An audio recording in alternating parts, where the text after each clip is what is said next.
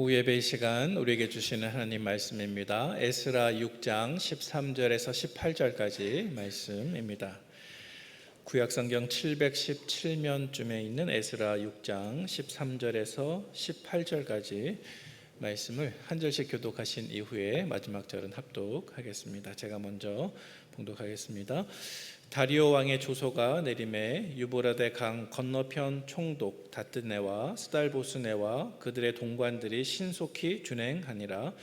유다 사람의 장로들이 선지자 학개와 이또의 손자 스가랴의 권면을 따랐으므로 성전 건축하는 일이 형통한지라. 이스라엘 하나님의 명령과 바사왕 고레스와 다리오와 아닥사스다의 조서를 따라 성전을 건축하며 일을 끝내되 다리오 왕 제6년 아달월 3일에 성전 일을 끝내니라. 이스라엘 자손과 제사장들과 레위 사람들과 기타 사로잡혔던 자의 자손이 즐거이 하나님의 성전 봉헌식을 행하니 하나님의 성전 봉헌식을 행할 때에 수소 100마리와 순양 200마리와 어린 양 400마리를 드리고 또 이스라엘 지파의 수를 따라 순염소 12마리로 이스라엘 전체를 위하여 속죄제를 드리고 제사장을 그 분반대로 레위 사람을 그 순차대로 세워 예루살렘에서 하나님을 섬기게 하되 모세의 책에 기록된 대로 하게 하니라. 아멘. 오후 예배 오신 우리 성도님들을 환영하고 축복합니다. 이 시간에는 에스라 말씀 6장 13절부터 18절 말씀을 가지고 귀환한 유대의 백성들이 사마리아 사람들의 방해 때문에 16년 동안 멈추어 있었던 성전 공사를 다시 재개하고 또 마침내 하나님의 섭리와 은혜에 따라서 그들이 성전 공사를 완공하는 그런 장면을 함께 묵상해 보도록 하겠습니다. 오늘 본문을 우리가 읽었습니다마는 이 본문 속에서 지난 16년 동안이나 멈춰졌던 성전 공사가 드디어 다시 재개가 되었고 마침내 완성한 이후에 하나님께 기쁨으로 봉헌식을 드리는 장면이 오늘 본문에 등장하고 있습니다. 사랑하는 여러분, 16년 동안이나 멈춰진 어떤 일을 다시금 시작하는 일이 과연 쉬운 일이었을까요? 여러분 한번 생각해 보시기 바랍니다. 집을 공사를 하는데 공사를 하다가 그만 16년 동안 멈춰졌습니다. 그런데 다시 수리를 시작하는 것입니다. 아마 낙심이 쌓이고 또 포기하고 싶은 순간이 많이 있었을 것입니다. 그러나 하나님은 그들을 붙잡아 주셨고 또 다시 일어나게 해 주셨습니다. 그래서 하나님의 섭리와 섬세하신 도우심을 한번 생각해 보면 이 유다 백성들이 처음에 포로 귀환을 했을 때 그리고 가장 처음에 성전 건축을 시작했을 때 그때 하나님은 고레스 왕의 마음을 움직이셔서 고레스 왕의 조서를 통해서 모든 것을 아낌없이 지원받으면서 성전 공사를 시작했습니다. 하지만 중간에 그만 사마리아 사람들의 방해 때문에 오랫동안 멈춰졌고요. 그리고 이제 하나님께서 보내신 선지자들의 격려에 따라서 스룹바벨과 예수와 그리고 온 유다 백성들이 다시금 힘을 합해서 멈춰진 공사를 다시금 재개할 때 이때 하나님께서는 또다시 섭리해 주시고 또 도와주셔서 이번에는 고레스 왕이 아니라 다리오 왕을 통해서 다리오 왕의 조서를 통해서 모든 것을 아낌없이 지원받으면서 성전 공사를 다시 재개했고 마침내 모든 공사를 완성할 수 있었다고 하는 것이 오늘 본문의 내용입니다. 그래서 오늘 본문 15절 말씀에 이렇게 기록하고 있습니다. 15절 말씀 한번 같이 읽어보겠습니다. 다리오 왕 제6년 아달월 3일에 성전 일을 끝내니라. 아멘. 하나님의 놀라운 은혜였습니다. 어떠한 방해도 생기지 않았습니다. 오히려 풍성한 지원을 받으면서 하나님께서 원하셨던 그토록 백성들을 통해서 하시기 원하셨던 성전 공사가 완성이 된 것입니다. 그런데 앞서서 우리가 살펴본 적이 있었던 에스라 4장 24절 말씀에 보니까 성전 공사가 멈추었다가 다시 시작된 때가 바로 바사왕 다리오 왕 제2년이었다라고 말씀하고 있습니다. 그러니까 바사왕 다리오 제2년부터 이제 두 번째로 성전공사가 다시 한번 재개되었고, 오늘 본문 말씀에 보니까 다리오 왕 제6년 아달월 3일에 마쳤으니까 여러분 몇 년 걸렸습니까? 4년. 다시금 성전 재건을 시작한 지 약 4년 만에 그들은 드디어 성전을 완전히 지었습니다. 모든 공사를 다 마치는 이 순간 백성들의 마음이 얼마나 기뻤을까요? 그들은 말할 수 없는 기쁨과 즐거움으로 솔로몬 성전을 대신할 수 있는 두 번째 스룹바벨 성전을 하나님께 봉헌을 올려드리게 되었습니다. 자, 오늘 본문을 통해서 몇 가지 교훈을 함께 살펴보면 좋겠습니다. 먼저 첫 번째로 오늘 본문의 첫 번째 교훈은 이것입니다. 바로 절망을 바꾸시는 공급의 하나님입니다. 오늘 본문 13절 말씀에 이렇게 기록하고 있습니다. 우리 같이 한번 읽어보겠습니다. 다리오 왕의 조소가 내림에 유브라데 강 건너편 총독 다뜨네와 스달보스네와 그들의 동관들이 신속히 준행하니라. 방금 읽은 말씀 속에 사람 이름이 여러 등장하고 있습니다. 다뜨네, 또 스달보스네, 그리고 동관들은 누구를 가리키냐면 모두 페르시아의 관리들을 가리키는 것입니다. 그들은 원래는 유대인들의 편이 아니었습니다. 오히려 유대인들을 감시하고 때로는 방해하려고 했던 사람들이 바로 이 사람들이었습니다. 자, 그런데 지금은 180도 달라졌습니다. 다리오 왕이 명령을 내리자마자 그들은 다리오 왕의 명령을 받아서 오히려 성전 건축을 잘 돕고 있습니다. 그것도 본문 말씀에 보니까 신속히 준행하니라라고 되어 있습니다. 자, 여러분 한번 생각해 보시기 바랍니다. 어떻게 이 페르시아의 이방인 관리들이 이토록 신속하고 빠르고 충성스럽게 유대인들이 짓는 성전 건축을 도와줄 수가 있었을까요? 여러분, 이것이 우리에게 보여주는 교훈이 무엇입니까? 이것이 보여주는 것은 하나님의 손이 이들의 마음을 움직여 주셨다는 사실입니다. 만약 하나님께서 다리오 왕의 마음, 또 이 페르시아의 신하들의 마음을 움직이시지 않으셨다면 이런 일들이 어떻게 가능하게 되겠습니까?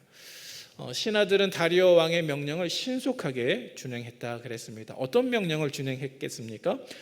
그것은 13절 상반절에 나오는 다리오 왕의 조서에 기록되어 있는 그 내용들을 신속하게 준행을 했겠죠. 지난 주일 오후 예배 시간에 같이 살펴보았습니다마는 다리오 왕의 조서에 어떤 내용이 담겨 있었습니까? 유대인들이 다시금 예루살렘 성전을 재건할 수 있도록 허락해 주어라. 또 유다 백성들이 건축에 필요한 어떤 것들이 있다면 국고를 통해서, 또 왕실 재정을 통해서, 세금을 통해서 다 충당해 주어라. 또 매일 하나님의 제단에서 제사 드릴 수 있도록 필요한 제물과 포도주와 기름과 밀과 소금을 날마다 공급해 주어라. 이 명령을 다리오 왕이 내렸는데 이 명령을 신속하게 준행했다는 것입니다.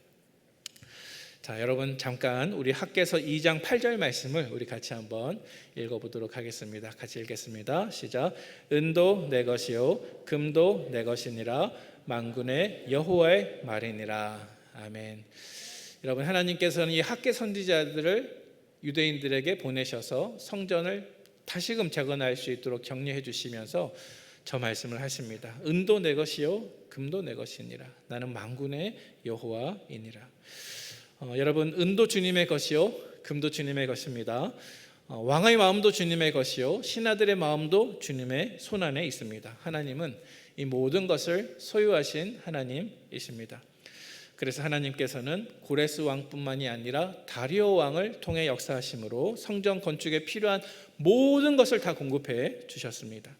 심지어는 매일 하나님께 드릴 제사에 사용될 제물과 곡식과 포도주와 소금까지도 날마다 채워 주셨습니다.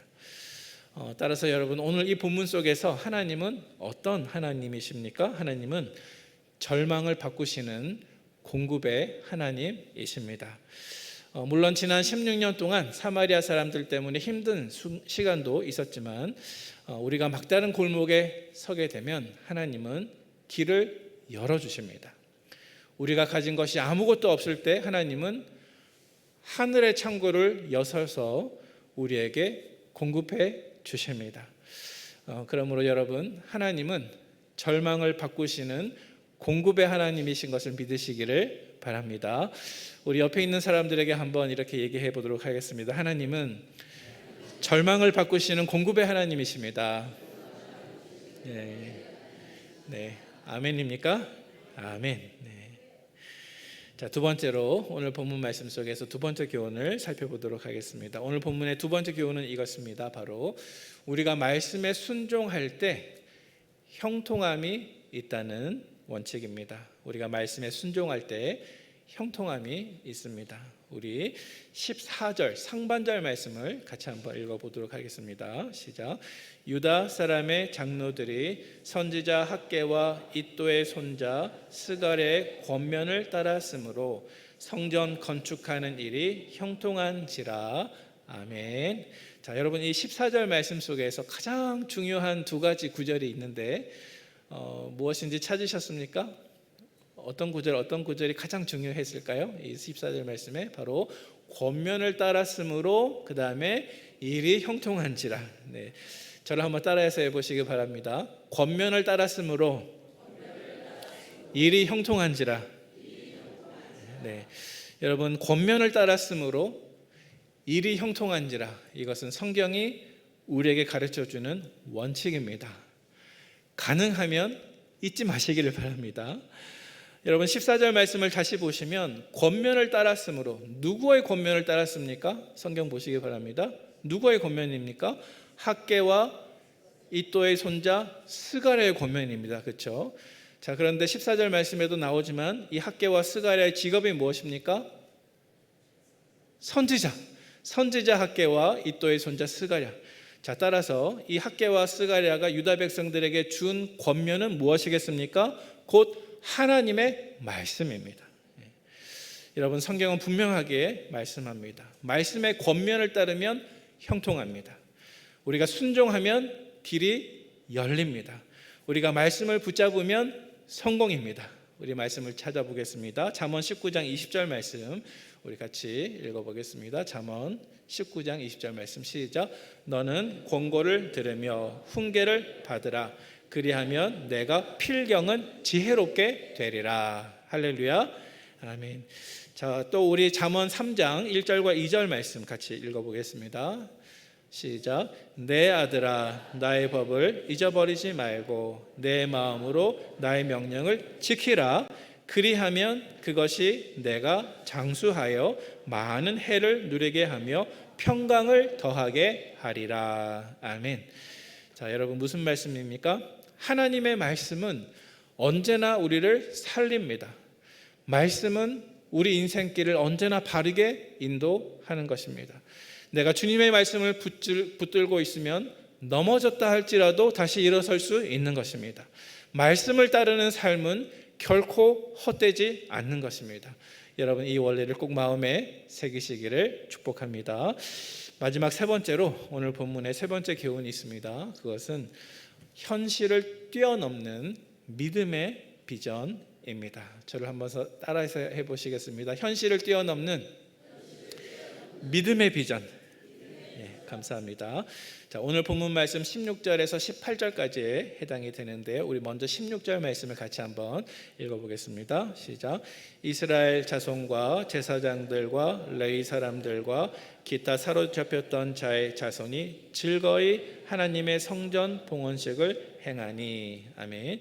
자, 드디어 오랫동안 멈춰졌지만 드디어 스룹바벨의 성전 공사가 다 완성이 되었습니다. 드디어 완성입니다. 그래서 이 성전을 하나님께 봉헌 드릴 때 백성들의 마음속에는 이루 말할 수 없는 큰 즐거움이 찾아오게 되었습니다. 그리고 이것은 하나님이 주시는 기쁨과 또 하나님이 주시는 즐거움이었습니다. 사랑하는 우리 성도 여러분, 여러분들의 삶 속에서도 하나님께서 특별히 주시는 기쁨과 즐거움이 풍성하기를 간절히 축복합니다.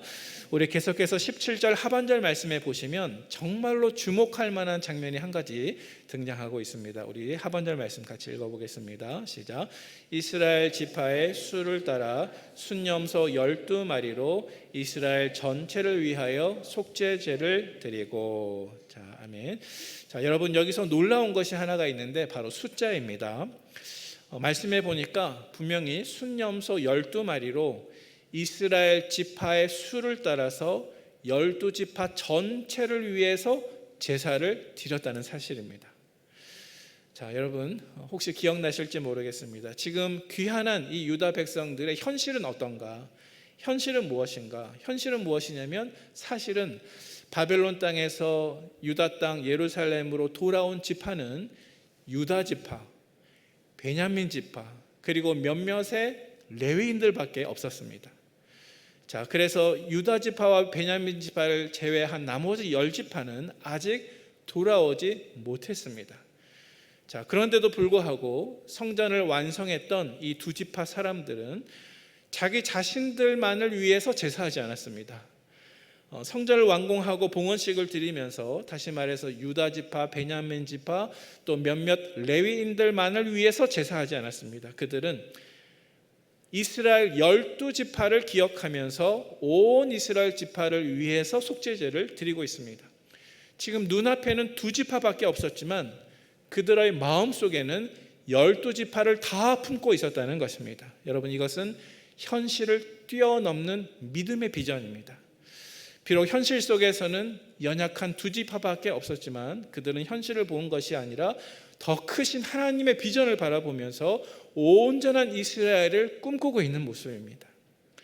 자, 그래서 여러분, 하나님의 언약 백성, 또 하나님의 기업, 하나님의 가정은요, 결코 현실에 안주하지 않고 현실 너머에 있는 하나님의 비전을 바라볼 수 있는 것이 바로 하나님의 언약 백성이요, 하나님의 기업이요, 또 하나님의 공동체와 가정인 것을 기억하시기를 바랍니다. 우리 모두도 오늘 본문 말씀 속에서 유다 백성들이 그렇게 했던 것처럼 12지파 전체를 품고 속죄제를 드린 것처럼 우리도 우리의 현실을 넘어서 나를 사용하시고 우리의 현실을 넘어서 하나님의 나라를 확장하시고 우리의 현실을 넘어서 열방 가운데 복음을 전할 수 있는 그 하나님의 믿음의 비전을 반드시 가지는 저와 여러분 되기를 축복합니다. 하나님의 나라는 비록 처음에는 겨자씨 하나만큼밖에 되지 않는다고 그랬습니다. 하지만 그것이 심겨지면 자라나서 큰 나무가 되고 새들이 깃들이고 쉼을 얻게 되는 것입니다. 이렇게 열방을 품는 현실을 뛰어넘는 믿음의 비전을 가지는 저와 여러분 되기를 축복합니다. 마지막으로 우리 18절 말씀 보도록 하겠습니다. 18절 말씀 같이 읽어보겠습니다. 시작. 제사장을 그 분반대로 레위 사람을 그 순차대로 세워 예루살렘에서 하나님을 섬기게 하되 모세의 책에 기록된 대로 하게 하니라. 아멘. 자, 이 18절 말씀이 우리에게 보여주는 것은 무엇이냐면 지금 이 유다 백성들은 오랜 세월에 걸쳐서 약 20년의 넘는 세월에 걸쳐서 성전을 완공했지 않았습니까? 자, 그리고 드디어 봉헌식을 하나님께 드렸습니다. 그런데 어떻게 생각하면 이제 모든 것이 다 끝났구나 이렇게 할 수 있는 이 순간에 이 귀환한 백성들은 성전이 완공된 이후에도 그들의 헌신과 노력을 결코 멈추지 않습니다. 건물이 완성되었지만 그들의 헌신을 멈추지 않습니다. 그들은 곧바로 오늘 본문 말씀에 있는 것처럼 제사장들과 또 레위인들을 순차적으로 세워서 지속적으로 이 성전에서 예배와 섬김이 잘 이루어질 수 있도록 필요한 직분자들을 정비하고 체계적으로 세웠다는 것을 우리에게 알려주고 있습니다. 그래서 이 부분은 우리 귀환한 유대인들이 이제 성전을 건축했으니까 다 끝이다, 끝났네 이렇게 하고 모든 것을 멈춘 것이 아니라 그때부터 비로소 하나님께서 원하셨던 그 성전이 자기 기능을 발휘할 수 있도록 사역자들과 직분자들을 조직하고 체계적으로 세워나갔다는 사실을 우리에게 보여주고 있습니다. 여러분, 이 말씀을 우리에게 어떻게 적용하면 좋겠습니까? 성도 여러분, 우리 북문교회도 잘 지어진 건물만으로 우리 교회가 세워지는 것 아닙니다. 교회의 각 직분자들이 자기의 사명을 따라서 질서 있고 체계 있게 헌신적으로 충성스럽게 섬길 때 주님의 몸된 교회는 비로소 온전하게 기능을 하고 또 하나님께도 영광을 돌릴 수가 있습니다. 자, 그래서 담임 목사인 제 자신을 포함해서 우리 모두가 충성스럽게 각자의 자리에서 섬김으로써 주님의 몸된 교회가 더 든든하게 세워지고 또 하나님께서 맡겨주신 그 사명을 잘 감당할 수 있는 우리 부문교회 되기를 축복합니다. 이제 말씀을 정리하도록 하겠습니다. 우리는 오늘 본문 속에서 세 가지 교훈을 나누었습니다. 첫 번째로는 하나님은 절망을 바꾸시는 공급의 하나님이십니다. 하나님은 막다른 길에서도 길을 열어주시는 하나님이십니다. 우리의 필요를 채워주시는 하나님을 신뢰하시기를 바랍니다. 두 번째로 우리가 하나님의 권면에 순종할 때 형통함이 있습니다. 우리가 하나님의 말씀을 붙들게 되면 막혀있는 길도 열릴 줄로 믿으시기를 바랍니다. 낙심했더라도 하나님의 말씀으로 살아날 수 있음을 믿으시기를 바랍니다. 세 번째로 우리에게는 현실을 뛰어넘는 믿음의 비전이 필요합니다. 단지 눈앞에 있는 현실에 안주하거나 내 기도를 제한시키지 말고 하나님의 큰 비전을 바라보고 때로는 현실 너머에 있다고 할지라도 그것을 나에게 달라고 하나님 그것을 허락해 달라고 그렇게 큰 비전을 우리가 붙들게 될 때 하나님께서 우리에게 주시는 큰 기쁨과 소망도 함께 넘쳐날 줄로 믿습니다. 그래서 이러한 진리들이 우리 각자의 삶 속에 그리고 우리 모든 공동체 위에 온전하게 충만하게 이루어지기를 간절히 소망합니다. 함께 기도하도록 하겠습니다.